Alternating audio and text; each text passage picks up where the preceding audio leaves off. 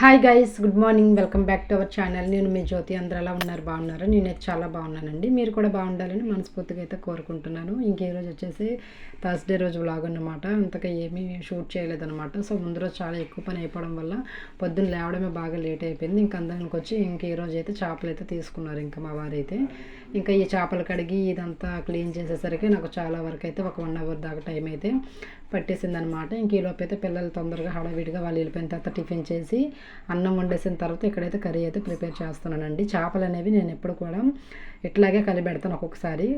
ఒక్కొక్కసారి అంటే నార్మల్గా అంటే ఒక్కొక్క స్టైల్లో ఒక్కోలాగా చేస్తానమాట. ఇదైతే పెళ్ళైన కొత్తలో మా అత్తయ్య నేర్పించింది అనమాట ఈ స్టైల్లో ఉండటము.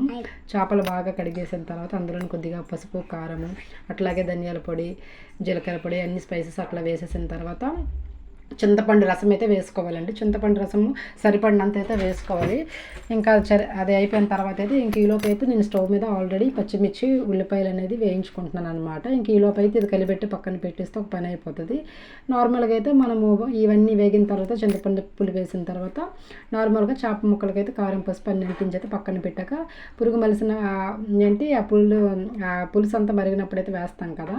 సో అట్లా కాకుండా నేనైతే ఇక్కడ డైరెక్ట్గా ఫస్ట్ ఉల్లిపాయలు, టమాటాలు వేగిన తర్వాత టమాటాలు అయితే వేసాను అనమాట.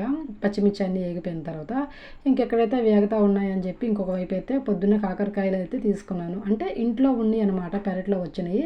యాక్చువల్గా ఈరోజు పప్పు వండి కాకరకాయ ఫ్రై చేద్దామని అయితే అనుకున్నాము. కానీ అనుకోకుండా చేపలు వచ్చేసరికి ప్లేట్ అంతా రివర్స్ అయిపోయింది. అయినా కానీ కాకరకాయ ఇంట్లో అందరినీ ఇష్టంగా తింటాము. సో అందుకని చెప్పేసి ఆగలేదు. అవి కూడా ఫ్రై చేసేస్తే ఒకవేళ నైట్కి అవసరమైతే మళ్ళీ ఎప్పటికప్పుడు కర్రీ చేయాల్సిన అవసరం ఉండదని చెప్పి అక్కడ కాకరకాయలు కూడా కట్ చేసేసానండి. కాకరకాయ అంటే హెల్త్కి కూడా చాలా మంచిది. అండ్ మేము ఉట్టినవరితో తినేస్తాం అనమాట. మాకు అంత ఇష్టము కాకరకాయ అనేది. ఎక్కడైతే చూసారా చేపలు ఇక్కడ ఉల్లిపాయ, టమాటా కూడా బాగా మగ్గిపోయిన తర్వాత చేపల పులుసు అయితే వేస్తాను. అప్పుడు వీడియో తీద్దాం అనుకోండి కానీ మర్చిపోయాను. ఎందుకంటే చాలా వీడియోస్ అనమాట చేపల పులుసులు కర్రీ వీడియోస్ ఇది వరకు చాలా అయితే పెట్టాను.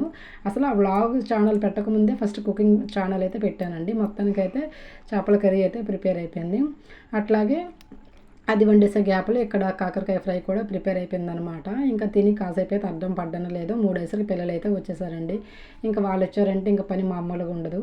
ఇక్కడైతే ఇల్లు చిమ్మాక టీ తాగేసి అట్లాగే బయట వాకిలు కూడా చిమ్మేశానండి. ఎప్పటి నుంచి అనుకుంటా ఉన్నాను అనమాట. ఈ కాంపౌండ్ వాళ్ళు దాటిన తర్వాత కూడా అంటే ఇదంతా ఇల్లని, కాకపోతే ఇక్కడ వరకు ఒక హాఫ్ ప్లేస్ లాగా, ఇదంతా కూడా గార్డెన్ లాగా అనమాట.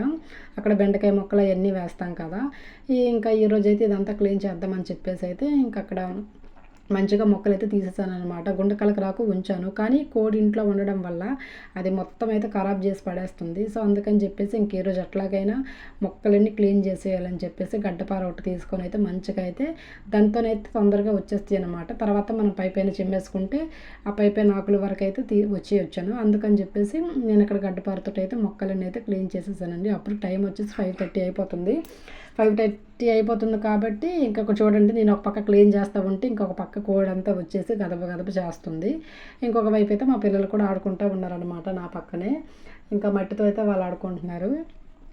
ఎక్కడైతే చాలా వరకు అనమాట పిచ్చి మొక్కలు అనేవి ఉండేవి. అట్లాగా చిమ్ముకుంటూ వస్తూ ఉన్నాను అనమాట.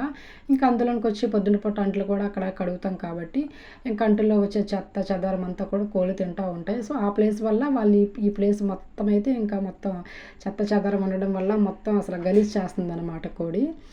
మొత్తానికైతే చెత్త అంతా క్లీన్ చేసేసిన తర్వాత అప్పుడు టైం వచ్చేసి 6 అయిపోతుందండి. వంట చేయాలి, పిల్లలకు స్నానం కూడా చేయాలి కదా.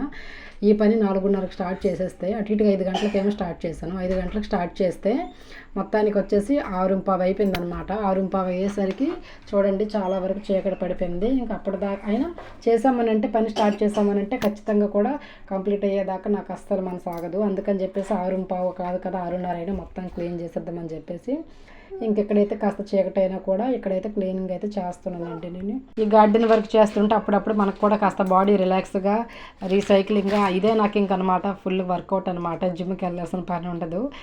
డైలీగా అంటే మంత్లీ ఒకసారైనా ఇట్లా గార్డెన్ వర్క్ అయితే చేస్తానండి అప్పటికప్పుడు. ఇట్లా చేసుకుంటే ఏంటంటే కాస్త మనిషికి ప్రశాంతంగా ఉంటుంది. అంటే ఈ గ్యాప్లో ఏదో ఒక టైము అనమాట. అంటే వర్షాలు పడేటప్పుడు తొందరగా అయితే అయిపోతుందండి. అప్పటికి ఇంకా పని అంతా పూర్తి చేసేసుకున్నాను. ఇంకా వంట అంతా చేయాలి కాబట్టి ఇక్కడితో అయితే వీడియో అయితే ఎండ్ చేసేస్తున్నానండి. ఐ హోప్ మీకు ఈ వీడియో నచ్చితే తప్పకుండా మన ఛానల్ ఫస్ట్ టైం కనుక చూసిన వాళ్ళకి తప్పకుండా సబ్స్క్రైబ్ అయితే చేసుకోండి. అలాగే లైక్ కూడా చేయండి. మీరు లైక్ చేయడం వల్ల కాస్త సపోర్టివ్గా అయితే ఉంటుంది friends. That's for daily vlog. Thanks for watching friends. Bye bye.